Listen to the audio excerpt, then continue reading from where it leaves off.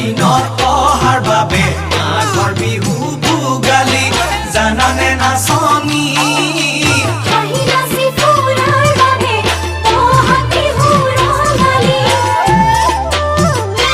কপৌ ফুল ফুলিছে ডালে ভৰি